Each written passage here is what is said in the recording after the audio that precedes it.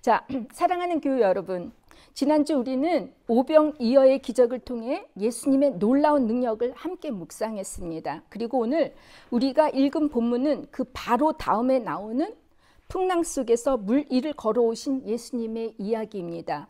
이 말씀도 여러분께 아주 익숙한 내용일 것입니다.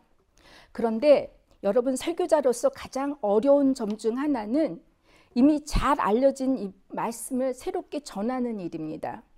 물론 제 욕심일 수 있겠지만 저는 설교를 준비할 때 늘 이 본문을 통해 주님께서 저뿐만이 아니라 우리 공동체에게 주시고자 하시는 새로운 깨달음은 무엇일까 이렇게 물을 때가 많습니다.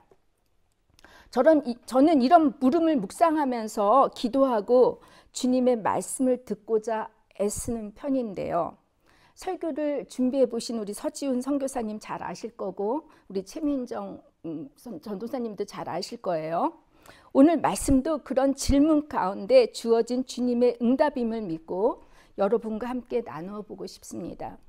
요한복음 6장을 쭉 읽다 보면 이 장은 크게 세 부분으로 나뉩니다. 1절부터 15절까지는 오병이어의 기적사건, 그리고 22절부터 59절까지는 예수님께서 오병이어의 사건에 이어 예수님은 생명의 빵이다라고 가르치시는, 티칭하시는 설교가 나오죠.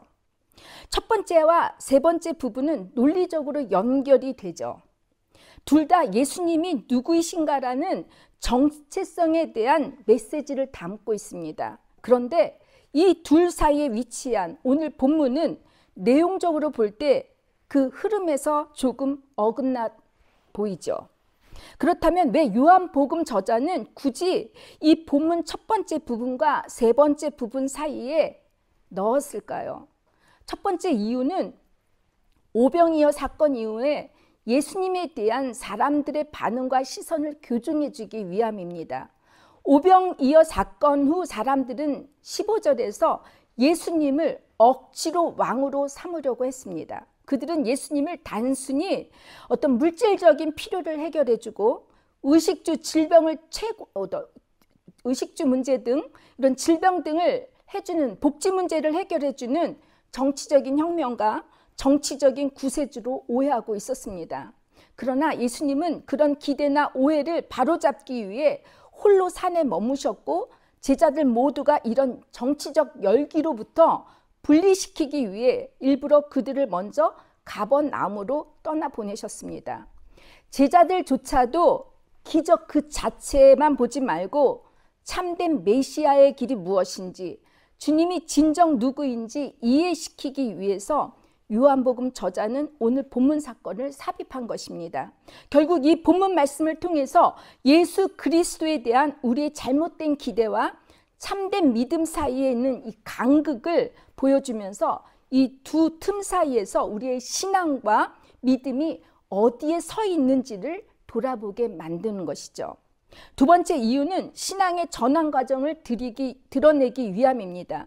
오병이어 사건은 수많은 군중이 함께 체험한 공개적인 기적이었습니다. 그러나 그 기적을 본 모든 이들이 믿음을 가지게 된 것은 아니었습니다.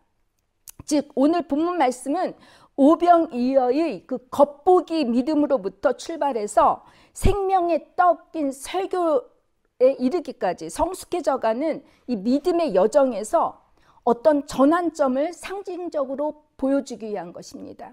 기적을 보고도 표적의 의미를 깨닫지 못한 군중들과는 달리 제자들은 두려움 속에서도 예수님을 받아들입니다. 그리고 동시에 새로운 여정을 시작합니다. 이것은 신앙의 발달 가운데 어떤 전환의 여정을 보여주는 중요한 장면입니다.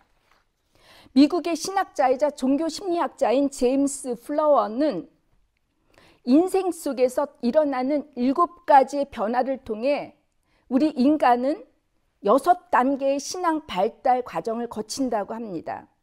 악의적 단순한 수용의 신앙으로부터 시작해서 점차 사회적 정의를 추구하는 성숙한 신앙으로 성장해 나간다고 합니다. 오늘 본문에서 제자들의 그 여정도 단순한 공간적 이동이 아닙니다. 오병이어의 놀라운 기적의 그 산에서 어두운 밤의 풍랑을 맞은 고난의 바다로, 그리고 예수님의 임재를 통한 평안으로 나아가는 영적 성숙 단계로 발전하는 여정입니다. 예를 들어 초신자 때는 여러분 기도하면 기적처럼 응답받는 것 같지만 시간이 흐르면서 우리는 점점 하나님의 침묵하시는 그 시간들을 경험하게 됩니다. 기도에도 변화가 없고 주님이 멀리 계시는 듯한 그런 외로움을 느낄 때가 있습니다. 이 여정 또한 믿음의 성장 과정의 한 단계임을 오늘 본문은 말해줍니다. 이때가 신앙의 발달에 있어서 전환의 순간입니다. 이 전환점이 바로 오늘 본문에 담긴 신비로운 메시지인 것이죠. 세 번째로 이 본문은 더 나아가 개인적 신앙의 중심에서 공동체 중심의 신앙으로 열리는 전환점을 시사하기 위해 요한복음 저자는 오늘 본문 말씀을 삽입한 것입니다. 여러분, 기독교는 혼자의 종교가 아닙니다. 불교와 다르죠. 교회 공동체 안에서 함께 걷는 여정입니다. 이번 주가 오순절이에요. 오순절은 성령이 임하시고 교회가 탄생한 날입니다. 120명의 그 사람들이 마가의 다락방에서 함께 기도하고 기다렸을 때 성령이 임하셨습니다. 혼자가 아닌 함께 있을 때 주님의 약속이 성취되었습니다. 오늘 본문의 제자들 역시 배에 함께 있습니다. 혼자가 아닙니다. 여러분, 독일 교회 어린이 그 주일학교의 로고를 보면 배 위에 아이들이 있어요. 그리고 십자가의 그 깃이 있는데 이 배는 공동체를 의미합니다. 풍랑을 만나고 혼란 속에 있지만 예수님이 그들에게 다가오십니다. 그리고 그들이 예수님을 배에 모셔드리자 어떻게 되었죠? 곧 목적지에, 즉시 목적지에 이르렀다고 합니다. 여기에 또 신비로운 전환이 일어나죠. 모두의 노력임에도 도달하지 못했던 목적지에 주님이 함께 하심으로 인해 도달했다라는 것입니다. 이것은 오늘 우리 교회 공동체에게도 주시는 말씀입니다. 제자들처럼 우리도 때로 갈 길을 몰라 헤매고 혼란과 갈등을 겪지만 예수님을 공동체 안에 모셔드릴 때 주님의 인도하심으로 성숙한 제자들로서의 방향을 찾고 목적지에 이르게 될 수 있다는 것입니다. 교회가 분란이 많은 교회를 볼 때 그 교회에 정말 예수님이 있는지 없는지 그거 하나만 확인하면 됩니다. 미국의 카톨릭의 성서학자로 특히 신약 성서, 그 중에 요한복음과 공간복음, 예수님의 순환과 부활에 대한 연구로 잘 알려져 있는 그 레이몬드 브라운 그 주교는 본문 말씀을 공동체적 관점에서 봤습니다. 브라운은 아마도 요한복음 저자가 당시 현실의 박해와 불안 속에 있던 공동체의 믿음을 강화하기 위해서 예수의 어떤 신적인 임재에 의지하도록 독려하고자 이 본문 내용을 추가했을 것이라고 봤습니다. 때문에 그는 풍랑을 만난 제자들에게 예수가 물 위로 걸어오시는 것은 단순한 기적 이야기가 아닌 위기 속 공동체를 안전하게 인도하시는 구세주의 계시이고 메시지라고 해석했습니다. 이렇게 요한복음 저자의 기록 의도를 이해했다면 여러분과 함께 이제 본문 말씀을 보다 구체적으로 살펴보도록 하겠습니다. 날이 저물매 제자들이 바다로 내려가니라 14절이죠. 16절이죠. 이미 어두웠고 예수는 그들에게 오시지 아니하셨더니 17절. 큰 바람이 불어 파도가 일어나더라 18절. 제자들이 노를 저 10리쯤, 그러니까 4km에서 5km죠. 가다가 19절입니다. 이 본문에 등장하는 단어들을 가만히 보면 긴장감과 위기를 묘사합니다. 날이 저물죠. 어둡죠. 예수님은 보이지 않죠. 강한 바람, 파도, 작은 배, 제자들만 홀로 노를 저어가고 있는 장면. 이 모든 표현은 여러분 예수님이 없는 상태를 상징합니다. 요한복음에서는 제자들이 왜 홀로 떠났는지 명확히 기록되어 있지 않지만 마태복음 14장 22절에는 예수님께서 제자들을 재촉하여 먼저 보내셨다고 기록하고 있어요. 예수님은 그들을 의도적으로 혼자 떠나 보내셨고 산에 홀로 기도하러 가신 것이죠. 여러분, 고대 유대 전통과 헬레니즘 그 세계에서 바다는 혼돈과 공포의 상징이었습니다. 여러분, 욥기서를 읽었고 시편을 보면은 가끔 리와 야단이라는 말이 나와요. 그러면 그 주해를 보면 거기에 어떤 바다에 사는 괴물 이렇게 써여 있어요. 이런 리와 야단 같은 바다 괴물은 바다를 무질서와 죽음의 장소로 인식하게 되었습니다. 우리나라 사람들은 용왕이라고 그러죠. 그죠? 근데 용왕이 괴물이라고 생각은 안 해요. 그죠? 우리 아들이 그 심청이가 그 용왕한테 바쳤다라는 그거로 인해서 그다음부터 한국말을 안 했어요. 무서워가지고. 보통 인생을 고통의 바다라고 하죠.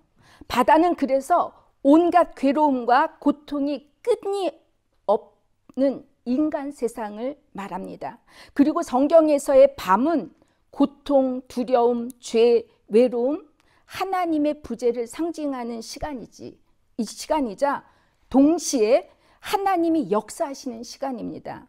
예를 들어 야곱이 야복강에서 천사와 씨름을 하고 이긴 것도 언제였죠? 밤이었어요. 예수님께서 겟세마네 동산에서 두려움과 싸우며 눈물이 피가 될 정도로 기도하셨을 때 동시에 하나님께서는 당신의 아들이 이 고난의 외로움을 잘 이길 수 있도록 수많은 천군 천사를 보내준 것도 밤이었습니다. 바울과 실라가 감옥에 갇혀 있지만 여러분, 옥문이 열린 것도 밤이었습니다. 이처럼 졸지도 주무시지도 않고 일하시는 하나님의 시간 역시도 밤이라는 것이죠. 바다와 밤 그리고 풍랑은 인간의 위기와 고난과 절망을 아주 극대화시키는 장면입니다. 어두운 바다에 풍랑을 만난 제자들처럼 우리도 이런 절망의 때를 만나게 됩니다. 뜻하지 않은 경제적 어려움, 건강 문제, 가족 갈등, 정서적인 고통, 신앙의 의심 등 고난의 풍랑에 부딪힐 때가 있습니다. 인생이 흔들리고 어디로 가야 할지 모르겠고 무엇보다도 주님으로부터 이 버려진 느낌을 받을 때가 있습니다. 신앙적인 방향을 잃어버릴 정도로 믿음이 흔들리고 방황을 하게 됩니다. 여러분, 교회 공동체도 마찬가지입니다. 세속화로 인한 성공주의, 기복주의 중심이었던 교회들이 이제 점점 이타적, 개인 중심적으로 변질되어 가죠. 목회자들의 도덕적 타락과 권위주의적인 그 리더십으로 교회에 대한 신뢰가 무너지고 또 끊임없는 분열과 갈등이 교회에서 일어나고 있습니다. 이런 상황에서 여러분은 어떻게 반응을 보이시겠습니까? 어떤 분은 이런 상황이 무섭고 두려워서 피하거나 도망치려고 합니다. 또 어떤 분은 제자들처럼 열심히 노를 저으며 고분분투하면서 스스로 해결하려고 열심히 애를 씁니다. 이 모든 것들은 자연스러운 반응이에요. 그런데 이런 제자들을 보시고 예수님은 외면하지 않으시고 직접 다가오십니다. 얼마나 다급하셨는지 물 위로 걸어오십니다. 여기에 제자들이 두려워했다고 합니다. 풍랑보다 물 위를 걸어오시는 주님을 보고 더 두려워했다는 거예요. 그 이유를 마가 저자는 마가복음 6장 49절에서 예수가 유령인 줄 알았기 때문이라고 합니다. 예전에 제가 저희 집 식칼을 빌려간 지인의 집을 방문한 적이 있었어요. 제 식칼이 정말 잘 들어가지고 이 친구가 제 식칼 좀 빌려달라고 해서 빌려줬는데, 그래서 제가 이 친구네 집을 방문했어요. 그때가 겨울이었기 때문에 눈이 아주 많이 쌓였습니다. 그리고 이제 그 친구네 집에서 이제 식칼을 돌려받고 집으로 오는데 제 뒤에 누군가가 따라오는 것 같았어요. 눈 위를 걸어오니까 이 발걸음 소리가 들렸습니다. 제가 멈추면 뒤에 따라오는 물체도 멈추고 또 걷기 시작하면 뒤에 오는 물체도 함께 걷는 것이었습니다. 얼마나 두렵고 떨리는지 제 몸이 오싹했습니다. 이미 머릿속에는 마지막 상황 때 어떻게 반응을 해야 할까 별의별 시나리오를 다 썼습니다. 만약에 무슨 일이 일어나면 이 제 가방에 있는 담겨 있는 식칼을 어떻게 해야 하나 생각하고 있는데 제 손이 식칼을 잡을 수가 없더라고요. 얼마나 제가 떨고 있었는지. 근데 저는 원래 이런 긴박한 상황에 되게 침착한 편이에요. 어디 숨을 것도 없고 그렇다고 달리기를 제가 잘하는 것이 아니지 않습니까? 그냥 뒤를 돌아보고 소리를 질러야겠다고 하고 제가 뒤를 돌아보면서 소리를 있는 힘을 다해 소리를 질렀습니다. 그랬더니 갑자기 어떤 남자분이 도리어 놀래가지고 저와 함께 소리를 질렀어요.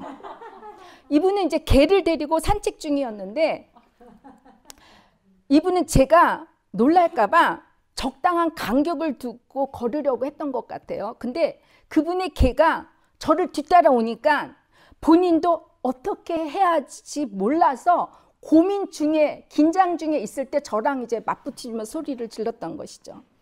아마도 여자분들이면 한 번쯤 이런 경험들을 다 해보셨을 거예요. 가장 무서운 게 사람이라고 하지 않습니까? 그런데 물체를 알아보지 못하는 밤에 그것도 물 위를 걷는다고 상상해 보세요. 상상 불가능한 일입니다. 유령이나 신적 존재가 아니고서는 불가능한 일이죠. 제가 한국에 있을 때 여름철 특집으로 이 남양 특집해서 귀신 드라마가 많이 있었고, 그쵸? 지금도 있는지 모르겠는데 제가 이제 귀신 드라마를 진짜 많이 봤습니다. 이 볼 때마다 저는 쿨한 척했어요. 왜냐하면 제가 우리 집에서 장난감 같은 역할을 했기 때문에 쿨했어요. 근데 밤을 잘 때 이 장면들이 떠올라가지고 잠을 잘 수가 없었습니다. 아주 무서웠습니다. 여러분, 유령이란 판톰이죠. 죽은 사람의 혼령이 이승에 남아 떠도는 존재를 말합니다. 근데 이 유령에는 형체가 없다고 해요. 뭐 귀신들이 다리가 없다라고 하듯이 형체가 없다고 해요. 여러분, 위기의 한복판에 물 위로 주님께서 아마도 급하시니까 걸어오신 게 아니라고 생각해요. 뛰어오신 것 같아요. 그리고 두려워하는 제자들에게 이렇게 말씀하시죠. 내니 두려워 말라. 이 말씀은 단순히 야 얘야 나 엄마야 이렇게 자기소개한 거 아니죠. 헬라어 원문으로는 에고 에이미 다 들어보셨을 거예요. 나는 있다. 나는 존재한다. 하나님의 자기 자신에게 대한 계시의 언어이죠. 모세를 하나님께서 호렙산으로 부르셨을 때 모세가 당신 나더러 애굽에 가라고 부르는 당신이 누구이냐고 물었을 때 하나님께서 이렇게 말씀하시죠. 나는 스스로 있는 자. Ich bin, I am who I am. 야훼라는 말을 하셨던 것처럼 바로 그때 하나님이 지금 이 어두운 바닷속에서 제자들에게 다가오셔서 말씀하시는 것입니다. 예수님은 단순히 기적을 행하는 자 아니면 좋은 선생이 아니라 혼돈과 두려움 가운데 계시고 그 한가운데로 찾아오시는 하나님 자신인 것입니다. 이렇게 예수님의 신성과 하나님과 동일한 모노게네스라고 그랬죠. 이것을 강조한 것이 바로 요한복음의 특징이고 핵심 메시지입니다. 제자들은 주님이 물 위로 걸어오시리라고는 상상조차 못했을 것입니다. 하지만 하나님은 우리의 생각을 넘어서 일하시며 때로는 오히려 더 큰 혼란처럼 보이는 방식으로 찾아오십니다. 예를 들어 여러분, 요셉은 형들에게 미움을 받아 노예로 팔리고 억울한 누명을 쓰고 감옥에 갇히죠. 그러나 그 모든 여정은 훗날 애굽의 총리가 되어 가족과 민족을 구하는 하나님의 계획이었음을 알게 됩니다. 처음엔 재앙과 같았던 일이 결국은 구원의 길이었습니다. 예수님은 친구 나사로가 병들었다는 소식을 듣고도 일부러 이틀을 더 지체하시죠. 그 결과 나사로는 죽었고 마르다와 마리아는 큰 슬픔과 실망에 빠졌습니다. 그러나 예수님은 그를 무덤에서 부활시킴으로써 인간의 시간과 이 기대를 초월하는 하나님의 영광을 드러내시죠. 이처럼 하나님의 도우심은 우리가 기대한 방식이 아닐 수 있습니다. 때로는 오히려 두려움과 의문을 불러일으키기도 합니다. 그러나 하나님은 우리가 편해지기를 원하시기보다는 우리의 믿음이 자라나기를 바라십니다. 하나님의 도우심은 어떤 지체된 응답으로 전혀 예상치 못한 만남으로 또한 낯선 길로 인도하시는 방식으로 찾아오십니다. 사랑하는 여러분, 지금도 고난의 한복판에서 스스로 세운 그 해결할 시나리오를 마음속에 그리며 그것이 이루어지기를 바라고 기대하시는 분이 계십니까? 이 과정 속에서 왜 지금 이 길이지? 이게 정말 도움이 되는 걸까? 의심하는 분이 계십니까? 이런 분이 계시다면 조용히 묻겠습니다. 주님의 음성이 들리십니까? 혼란한 시간, 방황을 잃은 마음 한가운데서도 예수님은 물 위로 뛰어오셔서라도 우리에게 말씀하십니다. 내가 있다. 내가 있어. 두려워하지 마. 예수님께서 물 위로 걸어오실 때 제자들은 무서워했어요. 그러나 그 순간이 사실 주님의 임재가 가장 가까운, 아주 가까이 다가온 때였습니다. 고난의 시간이 흐른 뒤 우리는 깨닫게 되죠. 그때는 헤아릴 수 없었고 이해할 수 없었던 그 주님의 도움 방식이 가장 선하고 완전한 인도하심이었다는 것입니다. 마지막으로 이제 본문 마지막 절을 함께 묵상하겠습니다. 요한복음 6장 21절 우리 다 함께 같은 소리로 우리 한번 읽어보시겠습니다. 하나, 둘, 셋. 제자들이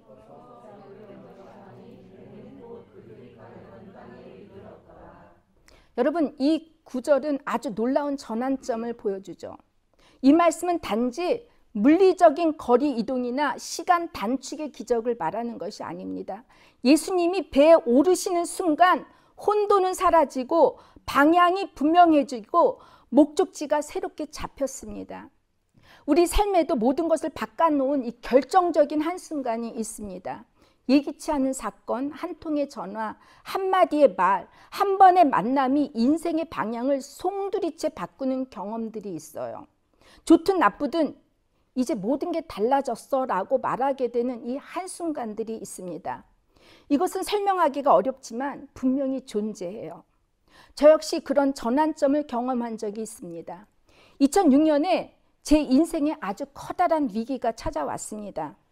갑작스럽게 이제 가족이 해체되었고 저는 먹지도 자지도 못한 채 몸무게가 39kg까지 줄었습니다.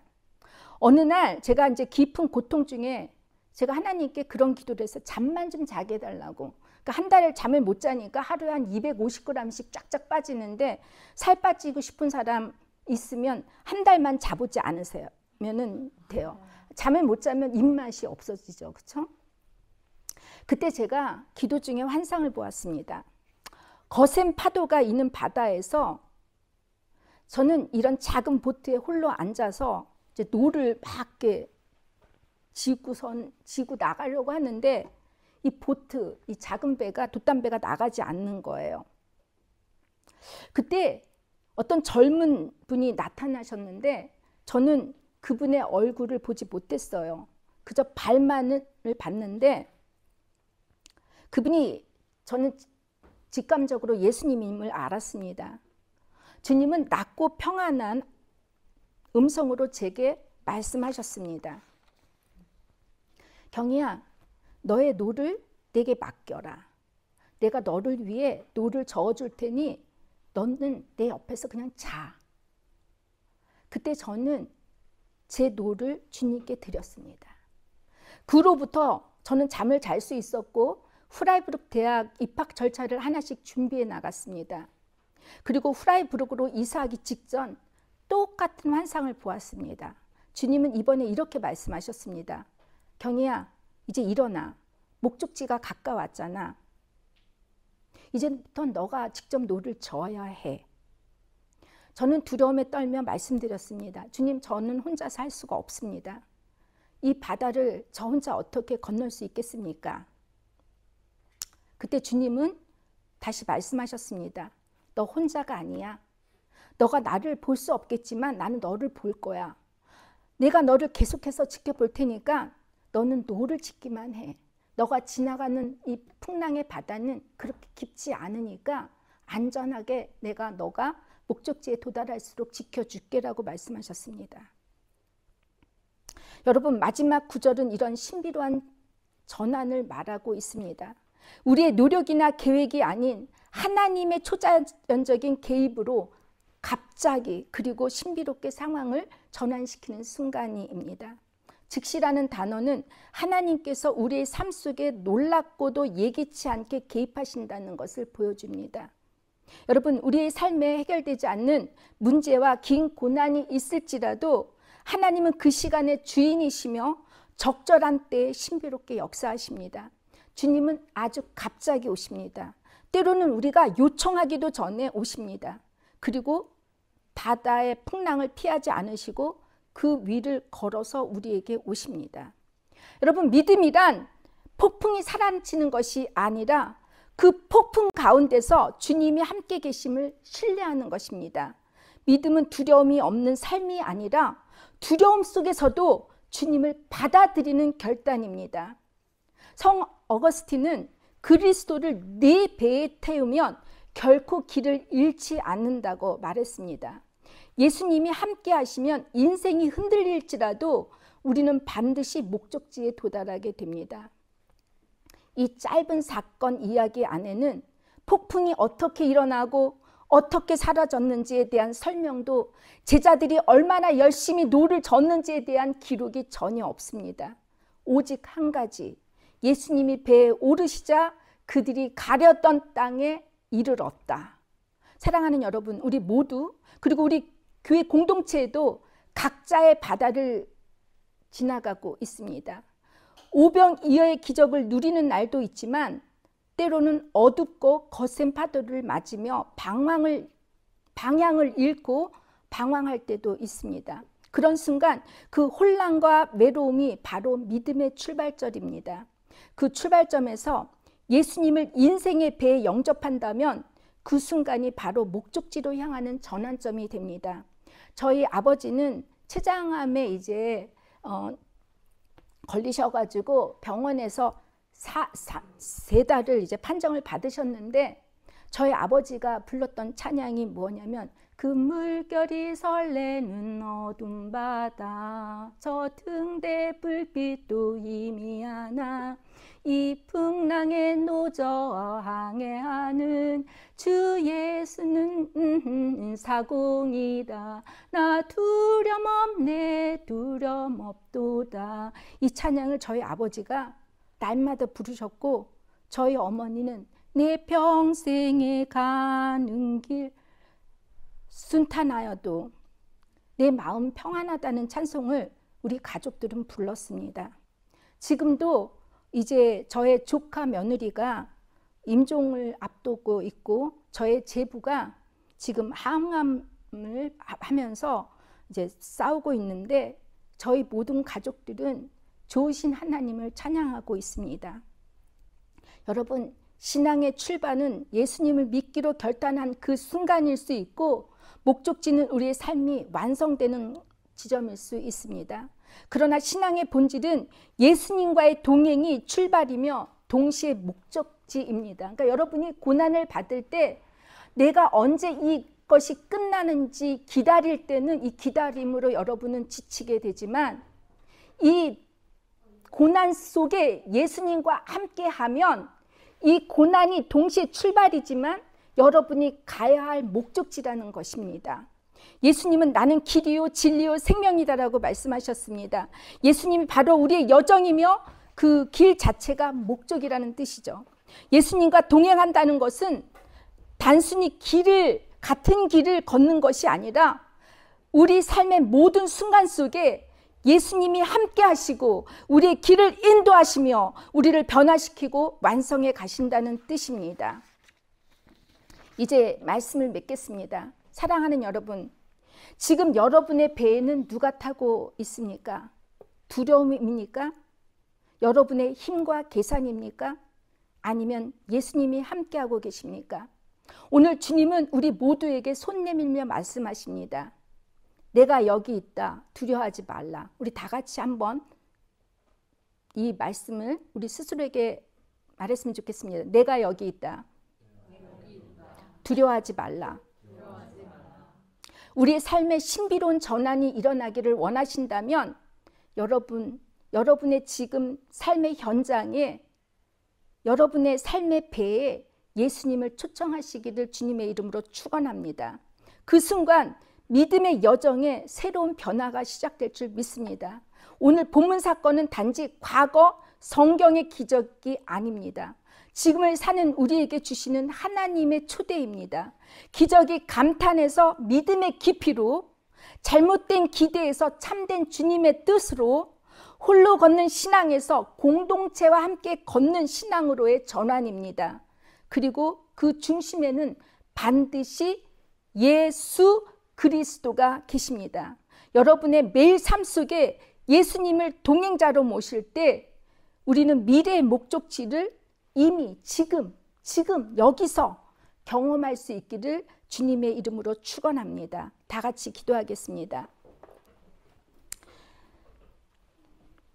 사랑의 하나님, 오늘도 풍랑이는 인생의 바다 위에서 우리를 결코 혼자 두지 않으시고 물 위를 걸어 다가오시는 예수님의 음성을 듣게 하심을 감사합니다. 내니 두려워 말라 하시는 그 말씀 안에서 참된 평화를 누리게 하시고 우리 각자의 삶의 배에 주님을 모셔서 지치고 방향 잃은 우리의 여정이 하나님의 뜻 안에서 신비로운 전환으로 되게 하여 주옵소서. 주님, 우리 사랑하는 성도들의 삶 가운데 예상할 수 없는 혼돈이 닥칠 때에도 주님께서 임재하셔서 때로는 즉시, 때로는 천천히, 그러나 반드시 목적지로 인도하시는 신실하신 하나님의 손길을 경험하게 하여 주옵소서. 예수님의 이름으로 기도를 드립니다. 아멘.